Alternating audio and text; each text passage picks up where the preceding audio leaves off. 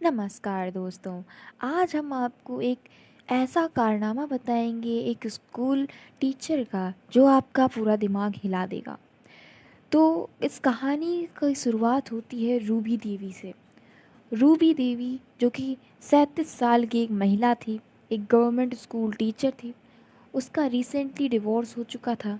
School के principal Mahendra Singh ने उनके बिहेवियर और पहनावे को लेकर बार बार वार्न किया था। अब देखिए, ठहरी तो वो एक विडो, तो उनको रोकने टोकने वाला कोई नहीं था। और उनकी पहले भी बात मतलब बिगड़ चुकी थी लोगों से। विवाद होता है। रूबी की नज़र स्कूल के पियून प्रवीण कुमार पर थी। प्रवीण कुमार पियून था स्कूल का।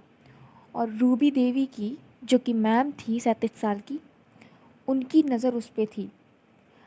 पर 15 अगस्त 2025 को स्कूल फंक्शन के बाद, अब देखिए, 15 अगस्त को 2025 में स्कूल में हुआ था स्कूल फंक्शन।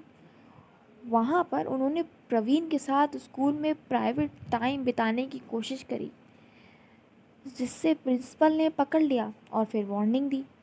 अब देखिए, प्राइवेट टाइम का मतलब आप समझ सकते हैं कि वो किस तरह का टाइम बिताना चाहती थी। उसे घुल मिल कर बात करना चाहती थी। लेकिन फिर क्या हुआ आगे?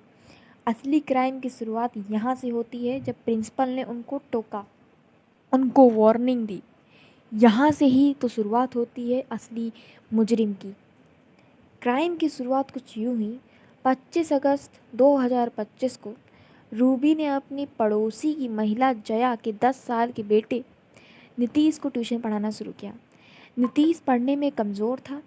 और अ, रूबी देवी एक बहाना ही ढूंढ रही थी, एक मौका ही ढूंढ रही थी जिसे कोई ने मिले। अब देखिए, ठहरी वो एक टीचर, तो उनको कोई ना कोई तो मिल ही जाएगा पढ़ाने के लिए।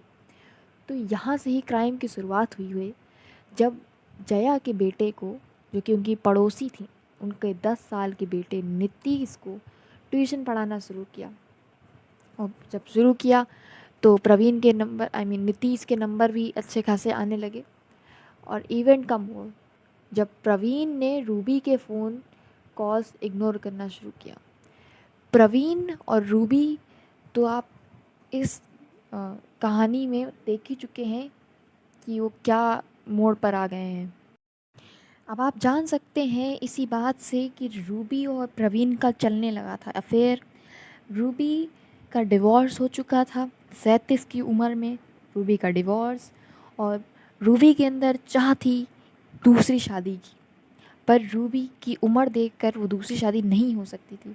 हालांकि ऐसा नहीं है कि उसकी 37 साल की उम्र थी तो कोई इतनी ज़्यादा उम्र थी।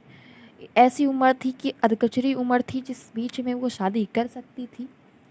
पर चलिए, हम आपको कहानी में आगे बताते हैं। प्रवीण और रूबी का जब अफेयर चलने लगा तो क्या हुआ कि बीच में उनकी बातें तो बहुत ही अच्छी। फिर क्या हुआ कि एक दिन इनकी कोई लड़ाई हुई। लड़ाई होने के बाद थोड़ी सी बातें सुलझी भी, लेकिन प्रवीण ने रूबी के कॉल्स इग्नोर करना शुरू कर दिए। रूबी फ्रस्ट्रेशन में शराब पीने लगी। वो शराब के नशे की हालत में जब नीतीश ट्यूशन पढ़ने आया तो उसने बच्चे को कमरे में बंद कर दिया। अब आप इस दायरे से देख सकते हैं कि रूबी के अंदर प्रवीण के लिए कितनी चाह थी कि वो प्रवीण के लिए दारू पीने लगी, नशे करने लगी। जब उसने जब उसको प्रवीण ने इग्नोर किया, प्रवीण ने ना उसके कॉल्स देखे ना उसके मैसेज देखे, यहाँ तक उसको पूरी तरह से इग्नोर किया जितना प्रवीण से हो सका। और फिर उसने जब शराब पिया तो अच्छा बताइए, उस नशे में उसने नीतीश को ट्यूशन पढ़ाया। हालांकि पढ़ाया नहीं, नीतीश तो बेचारा बच्चा 10 साल का है, छोटा है। और वो आया ट्यूशन पढ़ने, उसको क्या पता, वो आया ट्यूशन पढ़ने और उसको कमरे में बंद कर दिया गया।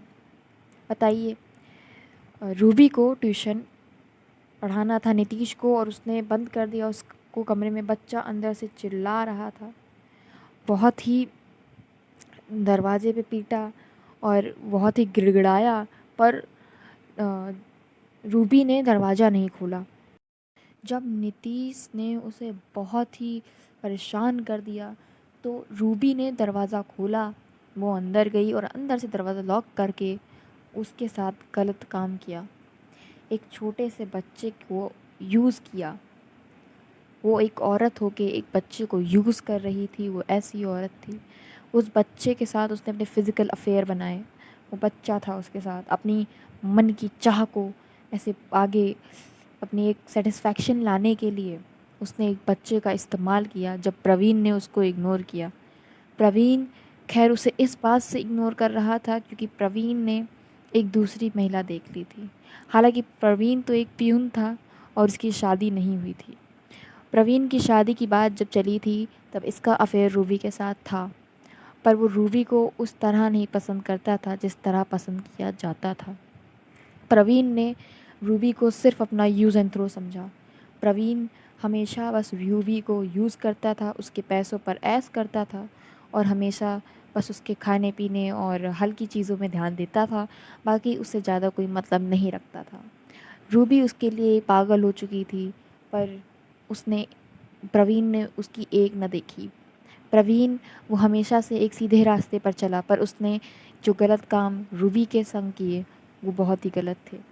जब रूबी ने नीतीश का यूज़ किया एक छोटे 10 साल बच्चे का, तो ये होश उड़ा देने वाली बात है। जब जया का बच्चा नीतीश जो कि 10 साल का है ट्यूशन पढ़ने रूबी के घर आया, वो जब घर नहीं पहुंचा तो जया के अंदर बहुत बेचैनी हुई। पहले उसके दिमाग में ये ख्याल नहीं आया कि वो ट्यूशन पढ़ने गया है, वो सबसे पहले इधर उधर ढूंढने लगी। जब उसने इधर उधर ढूंढा और उसको नहीं मिला, तब उसे ख्याल आया कि वो ट्यूशन गया था, ना कि उसका बैग भी ना घर पे था। तो जब उसको याद आया कि वो ट्यूशन गया था, तो जया ने तुरंत ही रूबी के घर की तरफ निकली। हालांकि वो काफ़ी दूर पहुंच गई थी ढूंढते ढूंढते जया अपने बच्चे को। फिर जब वो पहुंची रूबी के घर, तो बाहर से दरवाज़ा बंद था और जया ने उस दरवाजे को खोला। वो अंदर गई और नीतीश और रूबी को आपस में लिपटे हुए देखा, गलत काम करते हुए। तो रूबी बहुत हड़बड़ा गई और इसी बात पर जया और रूबी की बहुत तगड़ी लड़ाई हुई कि मेरे बच्चों के साथ तुम ऐसा कर रही हो। जब रूबी हड़बड़ा गई और जया ने उस पर हाथ उठाने की कोशिश करी, तो रूबी ने जया का फ्लावर वास से हमला किया जया के ऊपर, और वो जया के सीधा सर पर लगने की वजह से जया की ऑन स्पॉट डेथ हो गई।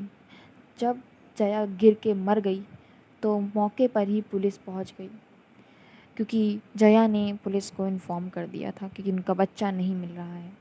मौके पर पुलिस पहुंच गई और रूबी को अरेस्ट कर लिया गया क्योंकि नीतीश ने उसको सब कुछ बता दिया। जया अगर उस जया का शव ऐसे ही नीचे पड़ा रहा, नीतीश ने सब कुछ बता दिया और रूबी को तुरंत अरेस्ट कर लिया गया। इंक्वायरी के दौरान उसने कबूल किया कि वो बच्चे के साथ गलत काम कर रही थी और जया के देख लेने पर उसने ये गलत कदम उठाया। रूबी को 6 साल की सज़ा हुई और यहीं पे कहानी ख़त्म हुई। धन्यवाद।